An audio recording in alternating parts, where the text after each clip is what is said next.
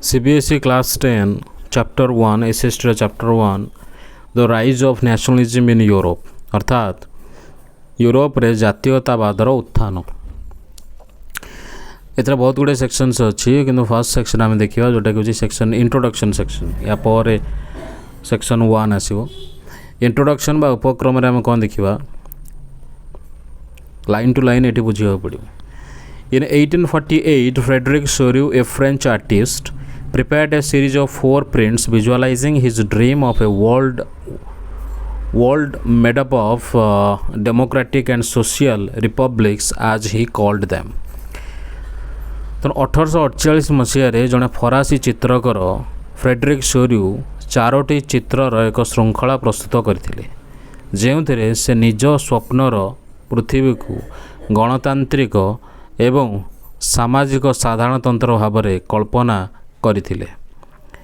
The first print of the series shows the peoples of Europe and America, men and women of all ages and social classes, marching in a long train and offering homage to the Statue of Liberty as they pass by it.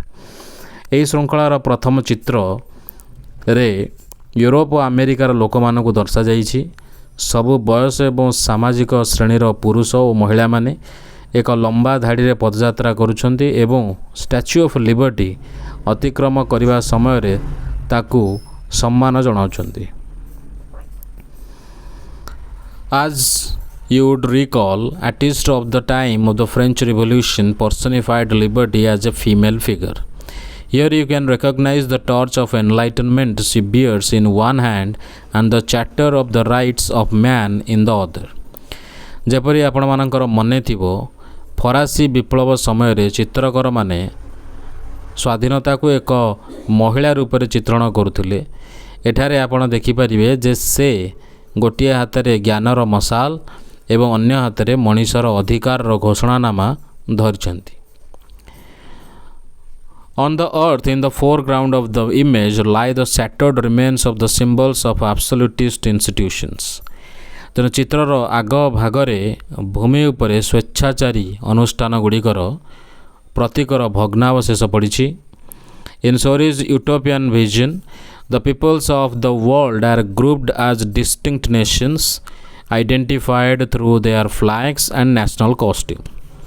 Chorioଙ୍କ आदर्शवादी कल्पना रे पृथ्वीर लोक माने निज पताका एवं जातीय पोशाक माध्यम स्वतंत्र राष्ट्र भाव में विभक्त एवं चिन्हट होइछंती।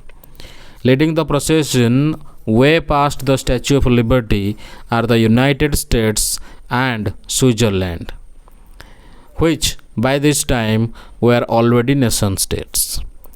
तेणु स्वाधीनतार प्रतिमूर्ति को अतिक्रम करी एही शोभायात्रा नेतृत्व नेउछंती युक्तराष्ट्र अमेरिका एवं स्विट्जरलैंड जो माने सेतेबेलको आगरू जातीय राष्ट्र रे परिणत हो सारी थिले। France identifiable by the revolutionary tricolour has just reached the statue. France जहाँ को तार विप्लवात्मक तिरंगा पताकार चिन्ह हेउछि से वर्तमान प्रतिमूर्ति पाखरे पहुँची। She is followed by the peoples of Germany bearing the black, red and gold flag. तांका पछरे कला नाली एवं सुनेली रंगर पताका धरी जर्मनीर लोक माने अछंती। Interestingly, at the time when Choriot created this image, the German peoples didn't yet exist as a nation, united nation. The flag they carry is an expression of liberal hopes in 1848 to unify the numerous German speaking principalities into a nation state under the democratic constitution.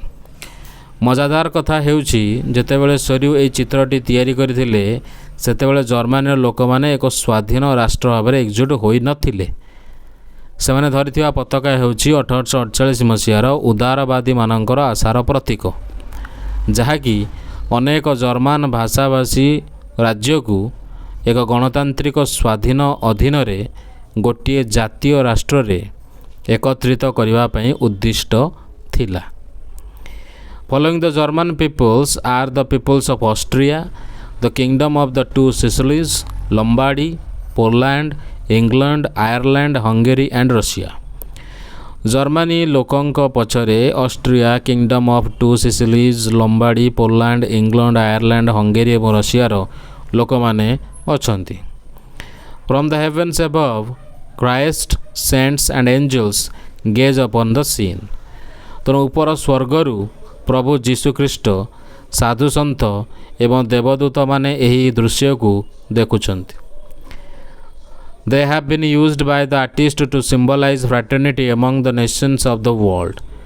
विश्वर विभिन्न देश मध्य थिबा भाईचारा को प्रतीकात्मक भाव में दर्शाइबा पई कलाकार सेमानंकु व्यवहार करिसेंती This chapter will deal with many of the issues visualized by Shoryu in figure 1. तेणु चित्र 1 रे शोर्युଙ୍କ द्वारा दर्शाଯାଇଥିବା अनेक प्रसंग विषय रे एही अध्याय रे आलोचना करा जिवो During the 19th century, nationalism emerged as the force which brought about sweeping changes in the political and mental world of Europe.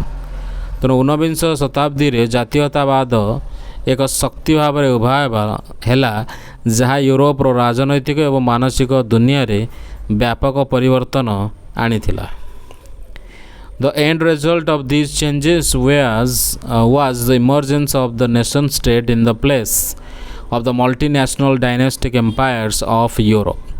तेणु यही परिवर्तन गुड़िकर चूड़ांत फलाफल थिला यूरोपर बहुजातीय राजवंशीय साम्राज्य बदल जातीय राष्ट्रर आविर्भाव The concept and practice of the modern state in which the centralized power exercised sovereign control over a clearly defined territory had been developing over a long period of time in Europe. तेणु Europe रे एक आधुनिक राष्ट्रर धारणा एवं अभ्यास अनेक दिनरू विकसित हेउथिला जेउथिरे एक केंद्रीभूत शक्ति एक निर्दिष्ट भूखंड उपरे निजर सार्वभौम नियंत्रण प्रयोग करुथिला But the nation state was one in which the majority of its citizens and not only its rulers came to develop a sense of common identity and shared history or descent. किंतु एक जातीय राष्ट्र सही राष्ट्र थिला जेउथिरे केवल शासक नुहंती बरम एहार अधिकांश नागरिकंक पाखरे बा मध्यरे एक साधारण परिचय एवं समान इतिहास बा वंशधर हेबार भावना जागृत होइथिला This commonness did not exist from time immemorial. It was forged through struggles, through the actions of leaders and common people. एही समानतार भावना प्राचीन कालरू नथिला यह विभिन्न संग्राम नेता मानकर एवं साधारण लोकंक कार्यकलाप माध्यम रे सृष्टि होइथिला This chapter will look at the diverse processes through which nation states and nationalism came into being in 19th century Europe. तेणु यही अध्यायटी से विविध प्रक्रिया गुड़िक उपर आलोकपात करिवो जहाँ माध्यम रे 19 शताब्दीर यूरोप रे जातीय राष्ट्र एवं जातीयतावाद सृष्टि होइथिला।